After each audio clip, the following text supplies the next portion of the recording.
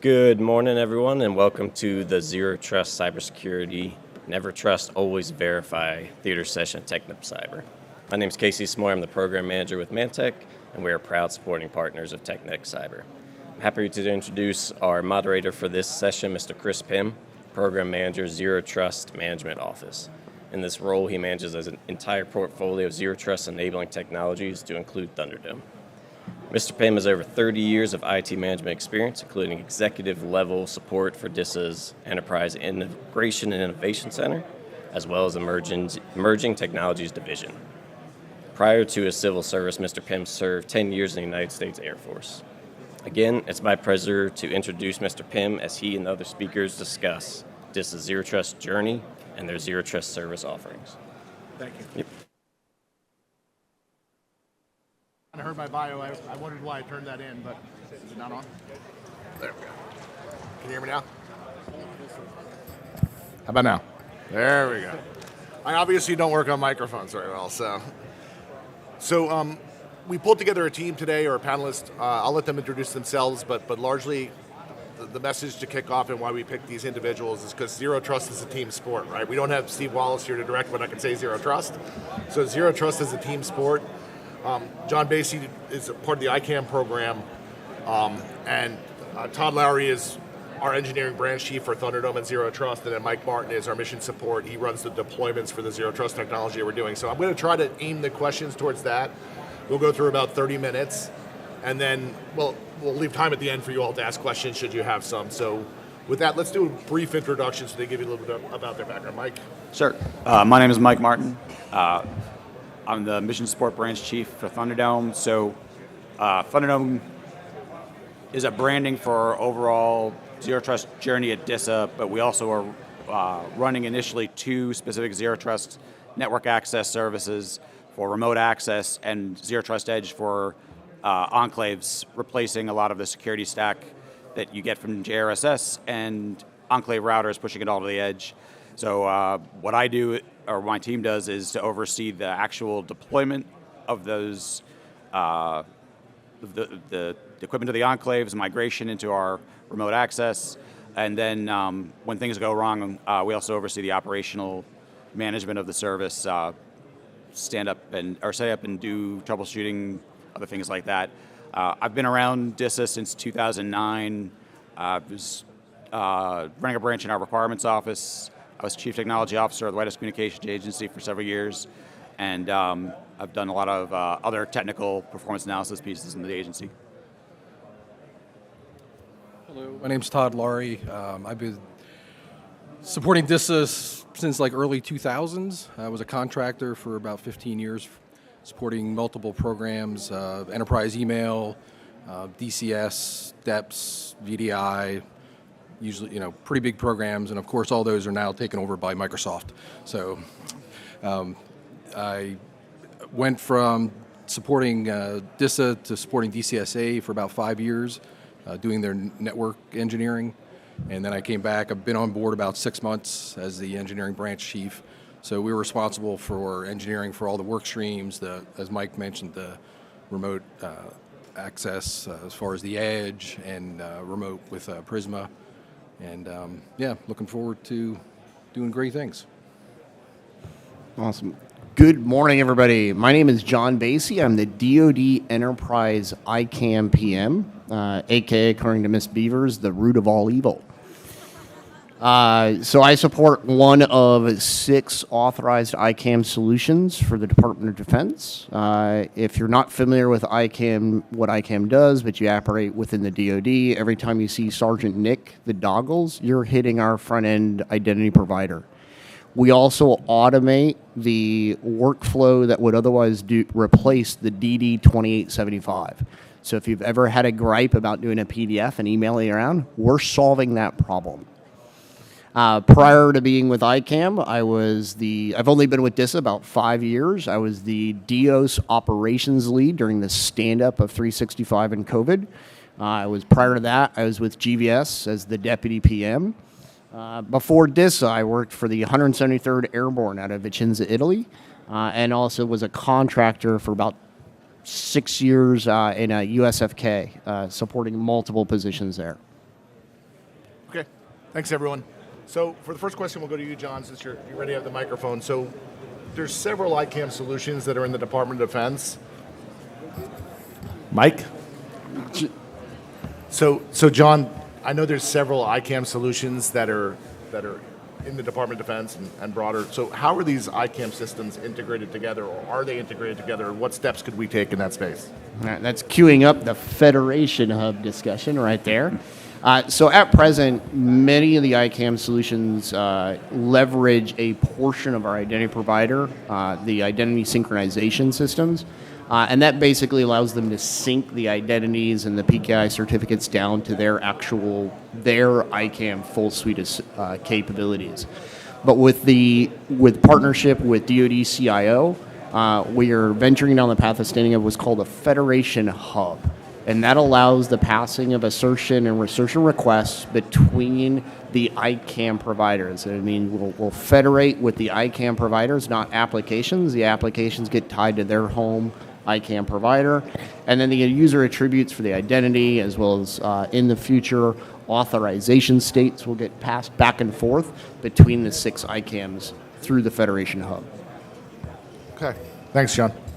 So Todd, for you, so Zero Trust has 91 target activities. If you are tracking that through the DoD's Zero Trust strategy, there's 91 target activities and then 152. If you've heard Mr. Resnick and others talk in the DoD CIO, that's the discussion point. So Todd, from your standpoint, how are we intending to validate the number of activities that we hit? How have we done that so far, and how are we going to do that in the future? Sure. So there was a red team done, I believe it was October before I got here. So we have the results from that. We're working on mitigating some of the findings. And then since February, we've been working with the TISMO group. So DoD CIO has hired TISMO to do evaluations of multiple Zero Trust solutions, and we're just one of them. So we've been working with that group since February and mapping what the activities are to the things that we can actually do to show them during the evaluation. That's going to happen in October. I think it's about a month long. And then there's, out of that, I believe the DoD CIO office will, kind of give us a grade on how we did. And so that's kind of the next steps in the evaluation. Yeah, so just to build on that a little bit, right? Like there's normal programmatic things that programs go through, like Todd mentioned, an adversarial assessment, cooperative vulnerability and penetration assessment. We've done all those programmatic, this operational assessment, we've done those things, but this is an additional step that Mr. Resnick and staff is asking all of the providers from a Zero Trust standpoint to do. So when Todd mentions TISMO and bringing in that group, that's a separate independent entity that's going to look at how we hit Zero Trust, what number we hit, because we've done an analysis, MITRE's done an analysis, a lot of groups have done an analysis, but to Mr. Resnick's point when he talks about this, he wants to make sure Thunderdome is an enterprise-branded solution, and he wants to be able to tell people the number of activities that it hits, and until we do this in October, once we do this in October, I think it's going to add more meat to the kind of conversation of what Thunderdome does from a Zero Trust standpoint.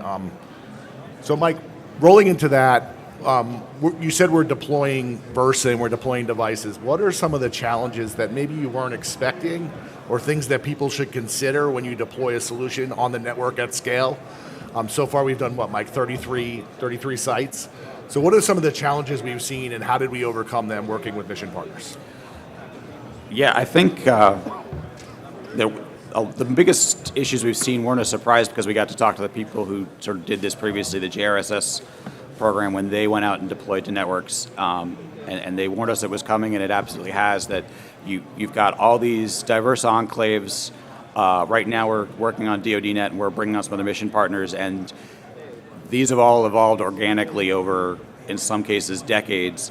So it's not as simple as taking the plug from this device and moving it to this device. We have scripts to go and ingest existing firewall rules and some existing policy, but the actual network architecture, network design, we have to have people go in and walk through the switches, pull out configurations at every location we go to, in some cases resolve certain network problems before we come in so that we can operate properly, and then coordinate with us to do a seamless transition overnight and not impact mission when we do.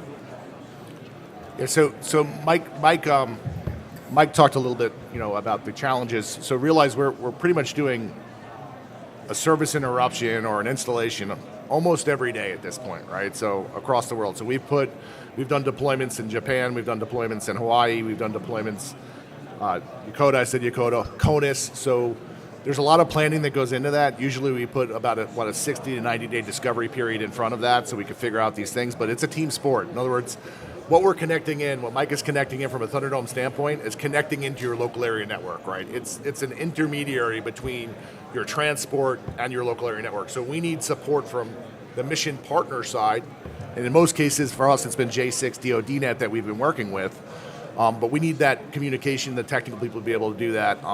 So with that, John, let's talk a little bit about attributes. I always hear the concern around that we don't have the right attributes, and Zero Trust is obviously dependent on the user and dependent on the device to make additional access decisions. So how could we do better with attributes, and where are we from an attribute standpoint? Awesome, great question. So I was talking about our partnership with DoD CIO. There's a lot of partnership that happens with DoD HRA and DMDC. They're predominantly the authoritative service for attributes, and they hold it. But they actually have a lot of policy that they have to deal with as well in the context of what attributes are they allowed to share out, what attributes can they share in real time, which attributes can be stored on those downstream services and support. So through a lot of the governance in the ICAM space, we work through and work with DMDC and various stakeholders to identify what are those attributes that we need and they need, and what they can provide. So there has been a little bit more movement in the last year in that aspect than I think the department has handled in the last probably 5 or 10 years. It's still an uphill battle with policy and getting entities to understand that it's okay to share the 20 some odd, 30 some odd attributes or 100 some odd attributes, even in a combination. In this day and age, it's not uncommon for somebody to know your home address, because in the cyberspace, a lot of the adversaries already have that information. So why are we hindering or handcuffing ourselves operationally by restricting the access to those attributes? So the team within the ICAM space is really getting after standardization, referencing name, being able to standardize what those attributes are named and the various value types. That tends to be a big challenge because everybody went out and did their own thing for so long, and in all reality, it's a challenge that's existed in industry forever. Do you call somebody's last name, surname, family name? What about foreign nationals where that's not actually a thing and commonality?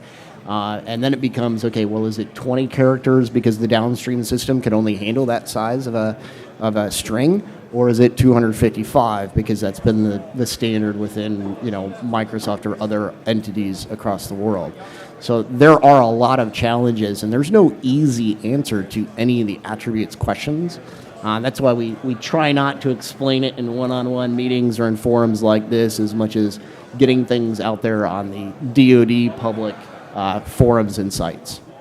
Yeah, I think when you're talking about the difficulties with attributes, it's important to remember or to define what it means to provide zero trust. When we go out and deploy Thunderdome, we're not actually giving you zero trust. We're giving you a platform to build rules and protections that implement zero trust.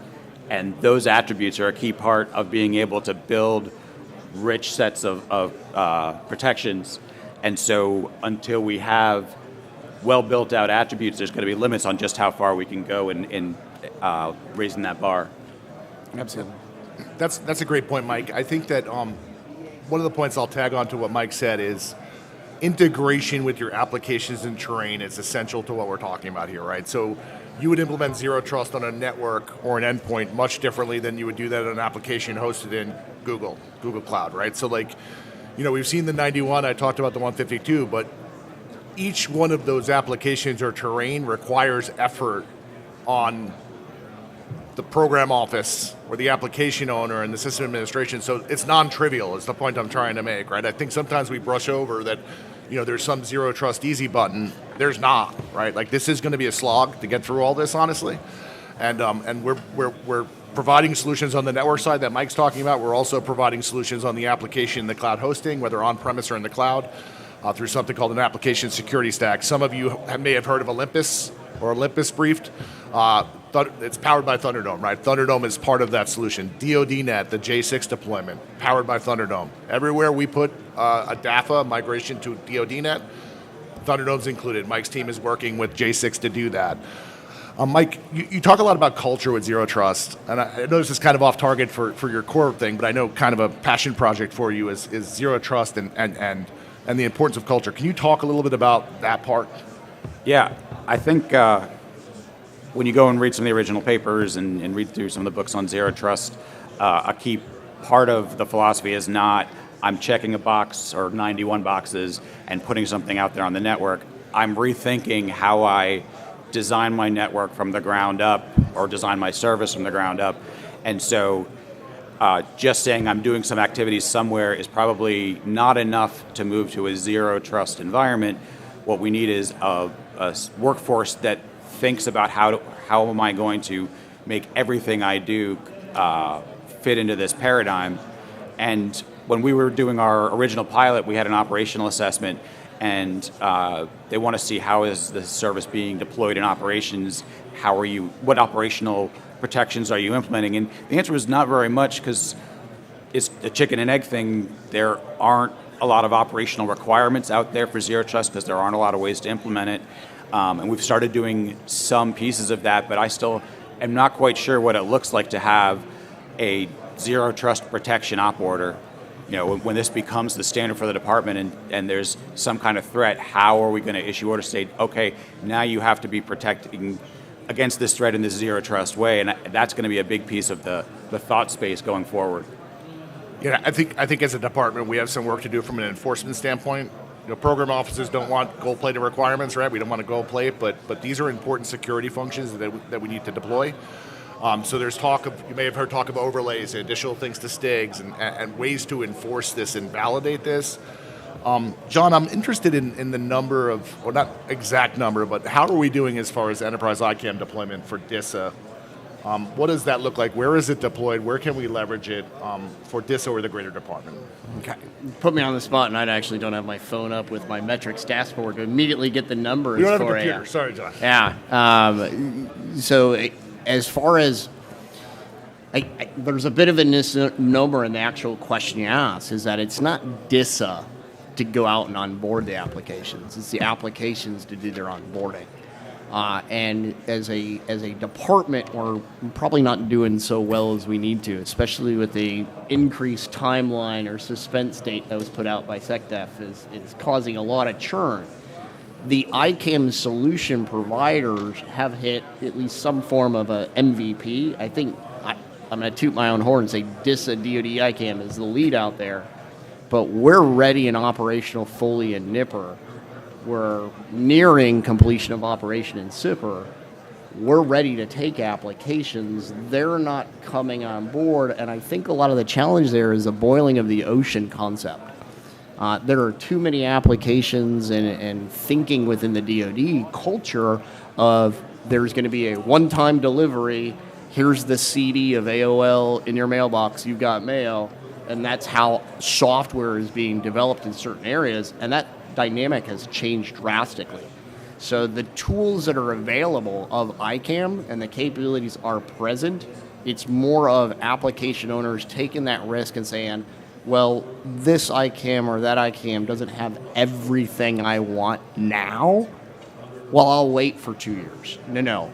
Go ahead and take the 70 or 80% solution today to get after progress towards security, progress towards audits, progress towards compliance, and then make up those additionals as we're delivering capabilities. Okay, thanks, John.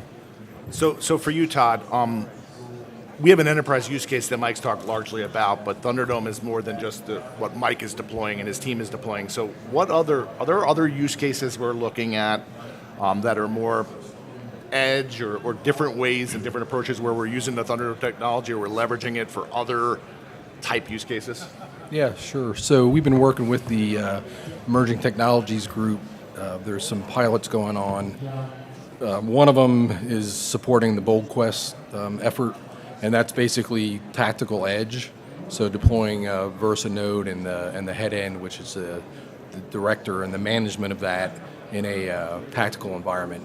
So we're actively working with them and with the joint staff on doing that.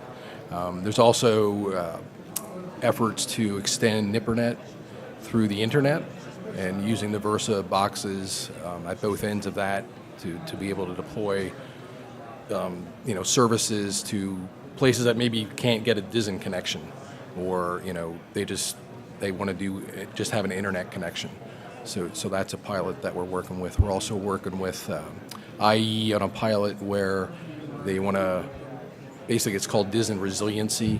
So our Versa box would be connected to like a DISA circuit and maybe like a Starlink. And then if the DISA circuit went down, then the Starlink connection automatically would kick off and then go through Starlink through the internet and come back into NIPRNet at like a meet me point at Ashburn or wherever. Yeah, those were the examples that I wanted the audience to kind of see. So we have an enterprise use case, and as I mentioned, right, that's 98% of what we're doing, right, is really connecting and using DISA transport, using the resilient network that DISA provides, and then we're putting Zero Trust on top of that as an overlay, right? But there are other spaces, that the stuff we're using, be it the Versa networks or Palo Alto, right? They can use other transport means. Todd mentioned Starlink, right? So it's transport agnostic, the solution, although our use case largely is around an enterprise use case, but there are tactical applications here that we could use, and we're also exploring those as well. But I hope what you've heard from the conversation here is this is a team sport, right? We need all of you. We also work across DISA, so our charter is to kind of pull together all of the pieces of DISA. Most of our conversations this week, my conversations this week, is around hosting, how we're going to approach things like Olympus, how we're going to help mission partners to enable Zero Trust in those spaces. So it's really corralling all of DISA to understand Zero Trust, which is tough. And then, like Mike talked about, culture. That's a huge part of it, is people beginning to understand what Zero Trust is, and everybody pulling, rowing the boat the same direction, so we get there. Because we don't get there without mission partners. We don't get there without the vendor community, right? We're using, 10 to 15 COT solutions just in Thunderdome alone. And we're always adding others. So there's additional requirements. I don't believe that Zero Trust is stagnant. I think it's an evolution. And I think that there's going to be additional things we look at because IT changes, right? So like a thing like API security, for example, there's maybe no requirement at this point for API security, but now we're all using APIs and we don't know what's going on in that space. So that's a problem, right? So it identifies in the strategy that we need to do API security. So we're exploring technologies and tools that do that, and we hope to offer something in all these spaces. But with that, I'll open it up to you all if you have any questions. I think we want you to come to the microphone. But if you have questions, please go ahead. All at once. You've answered everything. All right, cool. Good job out of you, Todd. It was fun. Good time, team. Good time. Yeah, you're welcome. Tom Kopko from CyberArk. I guess my question sort of is what you were just talking about, Chris, about enabling Zero Trust across all the pillars and all the different products that are in Zero Trust.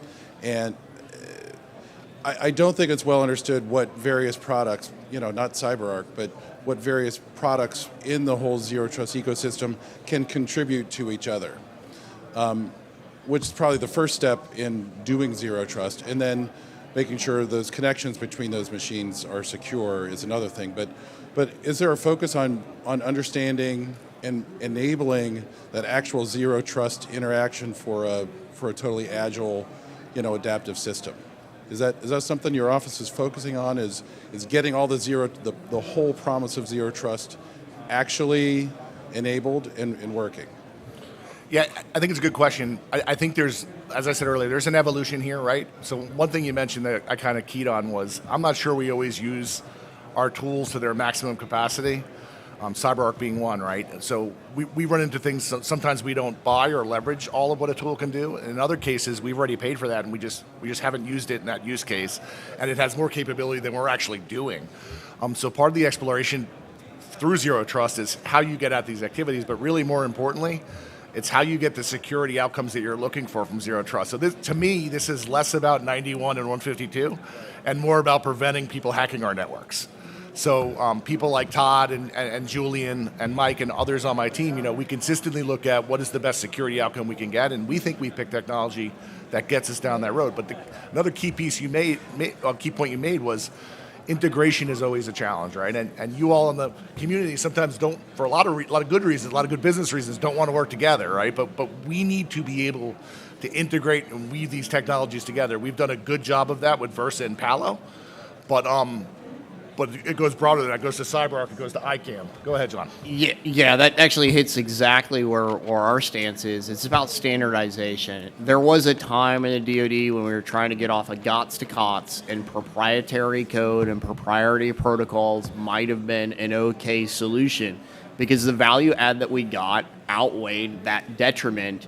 But the DoD, the department, doesn't have the stomach anymore for vendor lock-in. We want to be versatile and agile and move, and the only way that we can do that is if the protocols between systems and devices are standardized, and they're mostly open source in the sense of you can have your expertise and how you design a really good product is great, but don't attempt to lock us in because the interconnection points are proprietary. Todd or Mike, you have anything? Yeah, well, I think the API security helps with that piece of it.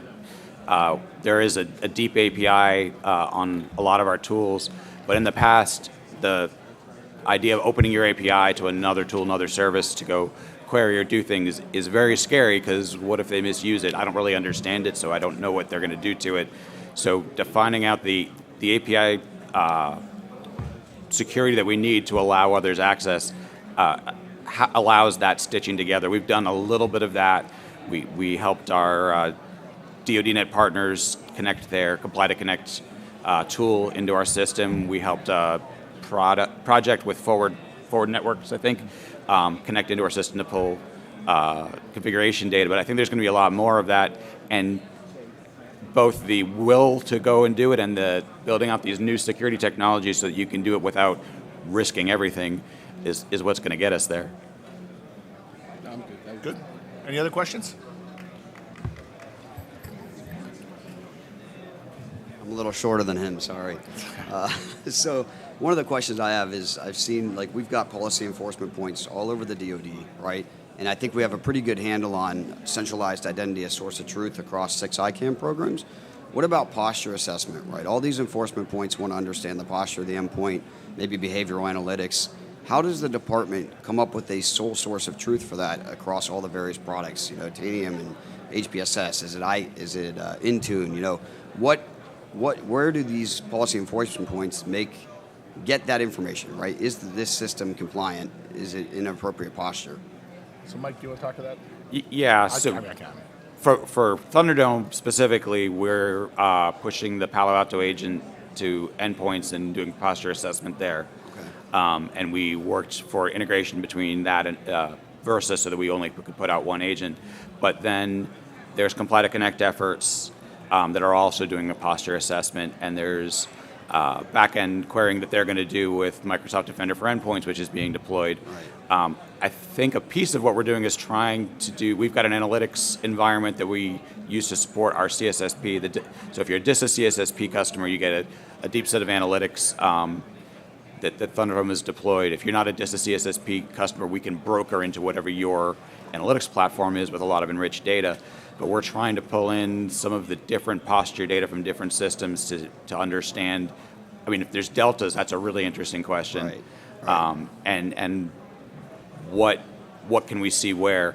But that standardization piece, what constitutes a compliant workstation, and how do I make that consistent across the DoD? I think that's an open question that is, or at least how do you enforce it, is something that's got to be worked on. Yeah, that's exactly where I was going, right? What if I think it's compliant and you think it's not compliant? One of us to goof up our policies and... Yeah, every AO can accept risks in their environment, and what if I want to go to your environment, my AO doesn't like that risk? That's the culture of the DoD, and it's something that's going to need to be worked. Right. The, Thank you. we've actually, interesting to the question, right? So this is a point of integration, right? We're pulling. Mike's talking about making policy decisions based on device posture. Yeah. We're leveraging, be it MDE or something, to get that information to make those decisions. But in a server environment, it'd be a totally different situation, right? So we have to leverage with those other tools, be it a Linux system or be it a cloud-based system. Yep. We have to leverage those systems, those endpoint solutions to be able to make policy decisions. We've actually, Mike could probably talk about it. We've discovered some things in installing Global Protect that were very, that were concerning, that we had to look at, even with all the endpoint security tools that we have, right? So it's interesting when you employ one solution and find some things, and you employ another solution and finds other things, right? We've actually discovered some risk as we've moved to Global Protect and other things. Yeah, that's exactly what I was trying to understand is that ICAM provides a single source of truth for identity, especially once federated. In the end state, will we come to some consensus agreement on posture, right? Regardless of whether it's MDE or Palo Global Protect or any Connect or whatever product's presenting that data. So I think there's a rich conversation to have there. Yeah, fair Absolutely. enough. I appreciate you guys. Thanks. All right.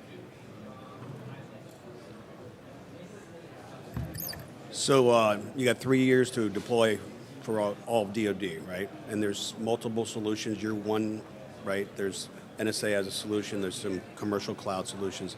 Are there lines of authority or lines of responsibility? Are you supposed to go like to the Air Force? Someone else supposed to go to the Navy? How is the integration of Zero Trust across the DoD going to be done? So John can answer from an ICAM standpoint, but from a Zero Trust standpoint, what I would say is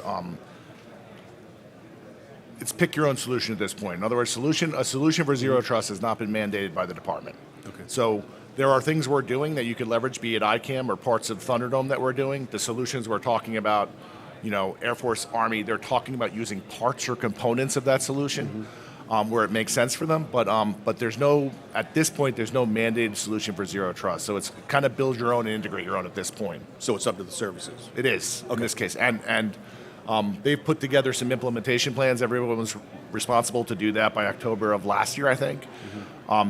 They're more plans on paper than implementations at this point for a lot of them. The important part here is, from my perspective, DISA, and maybe because I work at DISA, right? But DISA is the only one who's deployed a Zero Trust network solution. A lot of people are talking about it, but we're actually moving forward and doing that. And where there's partnership opportunities, we're partnering. And for sometimes that makes sense and sometimes it doesn't. John, do you want to talk to ICAM a little bit, or? Absolutely. Great opportunity to kind of clear some of this, the guidance that goes out there. I'm going to break this question actually up into two parts. We're going to talk about financial management systems, or ICA first, and everything else in the DoD. Now, many of you may be familiar with the financial audit 2018, and the outcome for the DoD was not pleasant. So that put a whole lot of priority of getting after some of those issues, and ICAM being a solution for a lot of that. The financial management community was broken up by the comptroller. Undersecretary of Defense comptroller actually dictated where the applications are to go into which of the ICAMs. Those 6 that I mentioned earlier. Those 6 are Army, Navy, Air Force, DoD, EICAM, DHA, and DLA. DHA and DLA can only onboard their own applications regardless of whether it's financial or not. The components can onboard within their component or others, but everybody's got a cut list of what they have to do for the financial communities.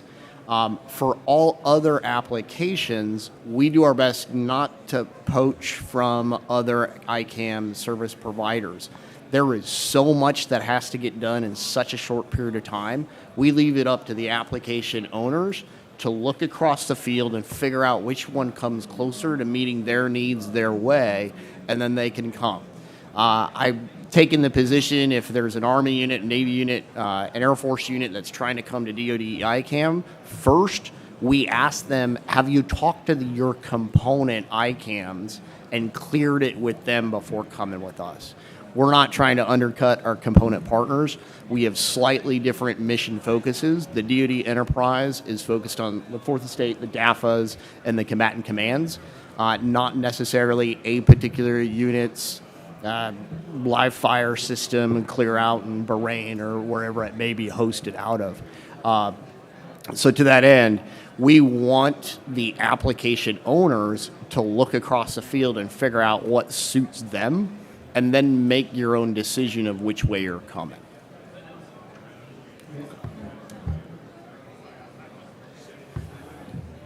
Good morning. I'm Compton Moore from Dell Technologies.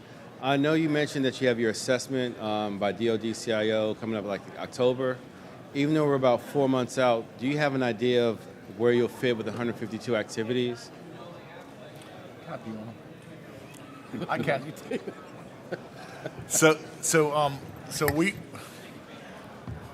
we're looking at 91 target to start, right? So 152 is a little bit later of a deadline, and I don't know. I like to eat an elephant in small bites, but what I would say is that I believe on the terrain we're talking about on DoDNet, we're 100% there, where things are applicable, right? Okay. And I say applicability, and General Skinner doesn't love when I say that word, but there's activities like software-defined storage, for example.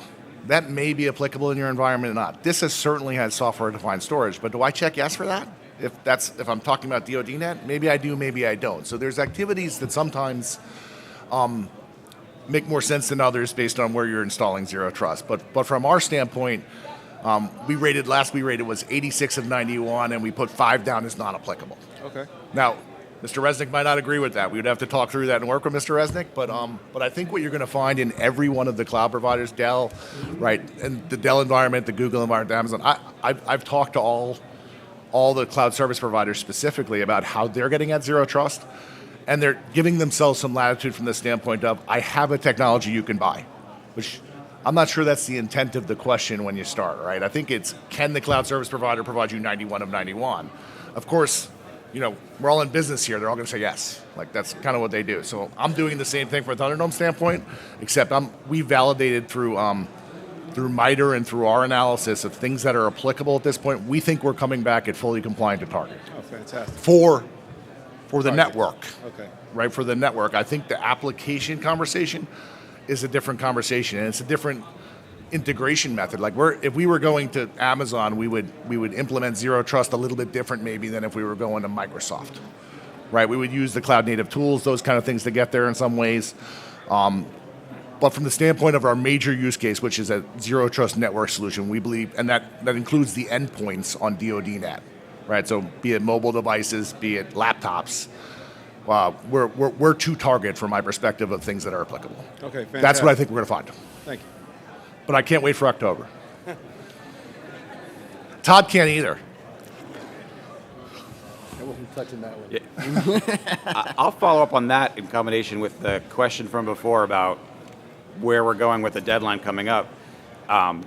What's going to happen in 2027 is there will be some capabilities, some services where you've got Zero Trust controls enabled.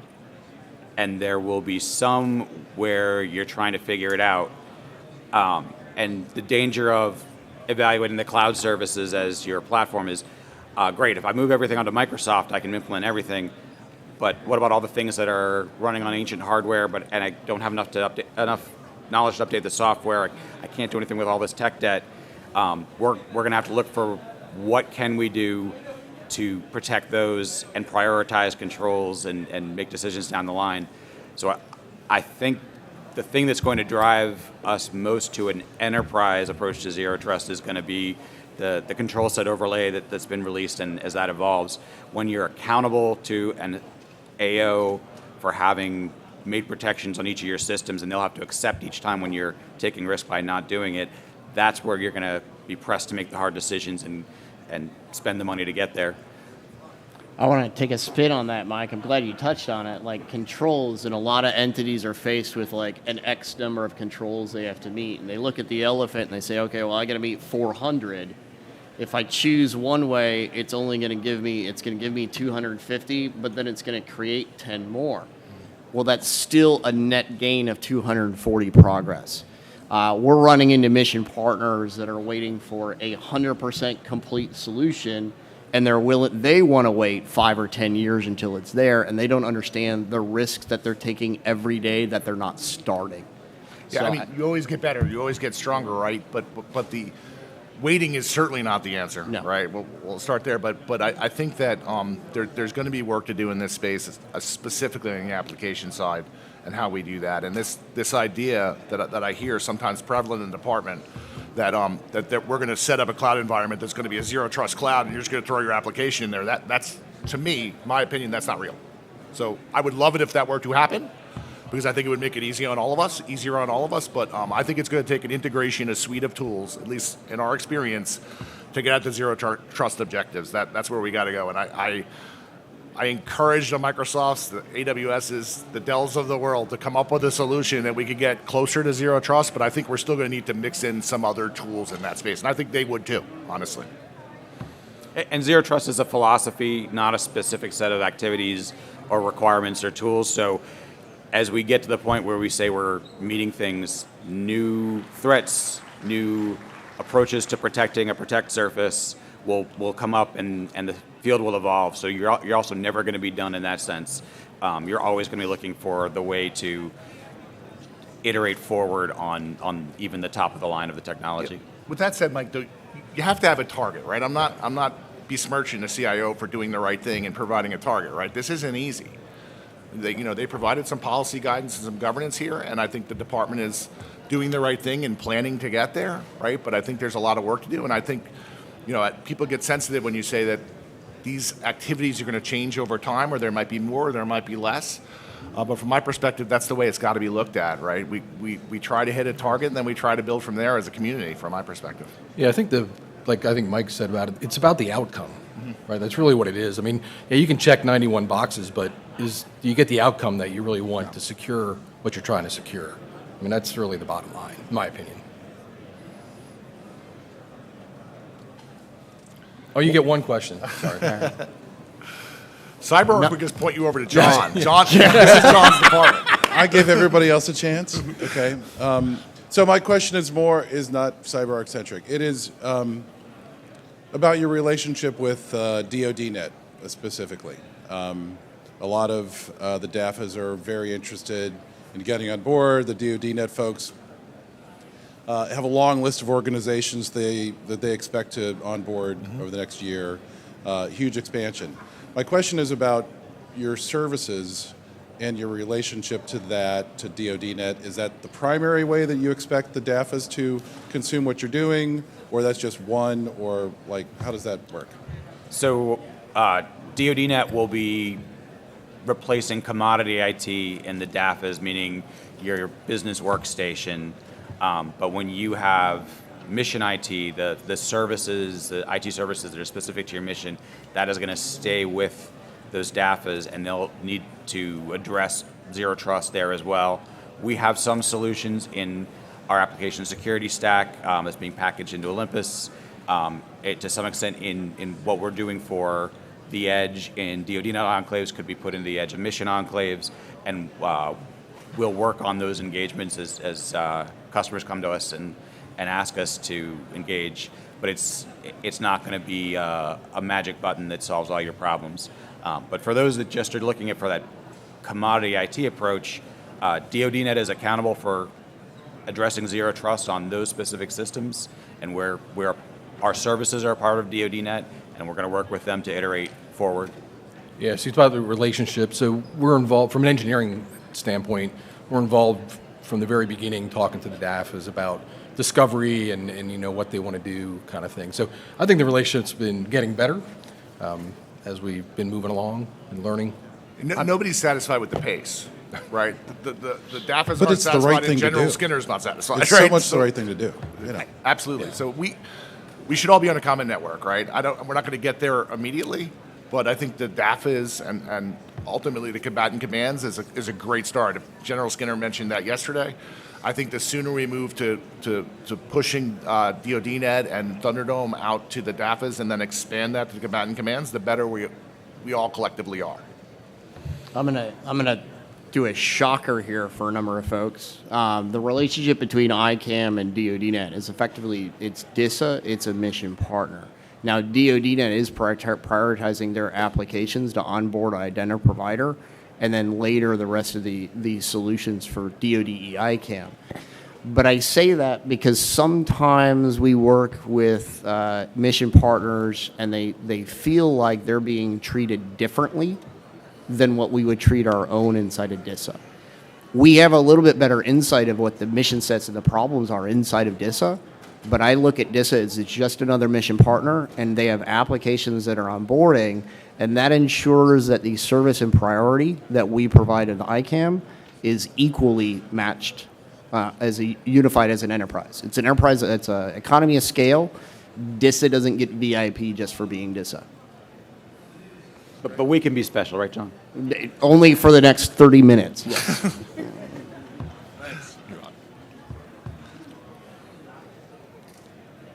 Hi, I'm Carolyn Doobie from Cloudera, Field CTO. I have a question about how you use data and if you can use data to track your progress and the compliance with the Zero Trust. Yeah. All right, well, I'll take it. I could take it. I'm giving him a chance. Yeah, no problem. So the ICAM solutions, we're not actually dealing with user data in the sense of we're not dealing with your emails and your Word documents and the like. We have basically two sets of data that we maintain. Is either the identity attributes, so things that come out of like HR systems that are authoritative, like you as an individual don't have a whole lot of control. It either is or is not. And then there's data that we generate as a matter of what are those accesses that identity is authorized to have across the DoD. So in that regard, we try to minimize the amount of like excess, I was mentioning earlier about we're replacing the 2875 PDF form. The form itself was never important. It was the data inside of that. And then what can be used to make access decisions in near real time. You can't reach near real time if you've got a bunch of bloat data. So we're stripping away the things that are not necessary and trying to focus on the essential and the needed to meet the mission, as opposed to the extra data that somebody some years ago decided that they wanted. Well, we're asking why did they need it then, and do we really still need it now, or can we reduce and shrink our footprint? So data is the weakest point for a lot of reasons in our Zero Trust strategy. We're looking for solutions in that space. We're actually walking through solutions, and a solution might make sense for a Microsoft document that might be different for Adobe, that might be different in other spaces, right? But I think that, and governance is a huge part of this data, and I think we need help on the governance side. I think we need help on the technology side, and I think we need to, again, kind of scope the problem to what we're trying to solve. But I think we got a lot of work to do with data. I know that we're exploring several solutions in that space through our integrator and through our technical teams. Great, thanks. Thanks for taking the question. I'm waiting for the hard balls to start. Duh. All right, I have one for you, John. Can you talk a little bit about the integration for the various ICAMs across the master user record, and in particular, also how you're integrating with DMDC for the non-DoD federal partners and users? All right. See, I called it. That was the hardball approaching, and it came right at my nose. Okay, so two parts of the question, and I can't go into total detail about what we're doing in this setting. I will, for the room that doesn't know what the master user record is, that is the database that says so-and-so is authorized to have access or a permission into a system somewhere. Within the ICAM space, that each ICAM has a different way that they solve their problem. So I can't speak for the Army, Navy, the Air Force particularly. Within DoD EICAM, the Federation Hub is looking to do the assertion. Basically, somebody hits an application. It says, are you an Army user trying to hit an Army application, or are you maybe a DISA user hitting an Army application? And the Army ICAM wouldn't have that identity and says, okay, go ask the hub and go figure out what that assertion is. That gets passed over to us. Our system would say, yep, this is a DISA person, and they are who they say are with the various tiers of like whatever authentication that's authorized for that interaction. And then the token gets passed back to the app, and the app uses the token for the time to live. The master user record that actually says, okay, what is that authorization state? The access into our system today uses REST API. So whatever the solution that we end up with, the hub has to conform to be able to pull that and then hand it off to the Army. Similar, the Army implements it differently than the Air Force and the Navy, and those are all different, like data passing, not synchronization. We are trying to avoid a situation where the Army has a complete duplicate of what a user should or shouldn't do for a year, or more or less, within their own ICAM solution, because that just generates duplicative cost 6 times. Does that answer your question? And I think I missed one of them because I forgot about it. The other half was the integration with DMDC's solution for non-DoD federal users. Okay, so at present, the DMDC had put together, are you familiar with DS Login? Well, they are actually modernizing and working on developing and making that even better. So if you've had a bad taste in your mouth about DS Login from 5 years ago, go revisit DMDC because they're incrementally making improvements. We have the, and I'm going to butcher it, but I'm going to call it the FedPIV users. Those that are non-DoD CAC, but they still have some kind of certificate authority access. We're not talking username and passwords. I don't think anybody in the DoD is there yet. But the FedPIV is near to be delivered, and I'm looking at my engineer because we have some policy, a lot of those policy things that we have to jump through occasionally, and so there is a little bit of a holdup. But I think we have or are delivering by the end of this month. They're going to shoot me. I'm in the corner of my eye for the stink eye coming across. So that will become available through DoD ICAM very shortly. How that is implemented or integrated across the other ICAMs, I can't speak for them. Do you have any plans to have an active API between the master user record and the DMDC tool to sort of automatically notify them if the federal user no longer has access to the DoD system, to be able to cut them off of that? I couldn't hear you. You're too far away from the mic, but I think I get the gist, and I'll try to summarize. Our partnership with DMDC is they feed us the authoritative identities into our identity provider. That is so that the DS logon integration, again, that's all about authentication, not necessarily the authorization. So the authentication goes through our IDP. But when you're trying to figure out, okay, you've got a Fed user that needs access to a particular system, and call it Acme system, the Acme system has to be onboarded to our ICAM to create the workflow that says there is the authorization state. Without that, it's just a Fed user. That additional, now there's a delineation between what's considered like, born in or birthright in an actual authorization workflow. There are systems out there that don't require a SAR because it's expected that that entity is get an entitlement. We don't control that. That's really the application owner to say, do you want all Fed to be able to have immediate access? Well, that control is still on the application. For the ones that use the workflow that we're replacing the 2875 for a role-based access, that application uses REST API to pull the data from DoD ICAM.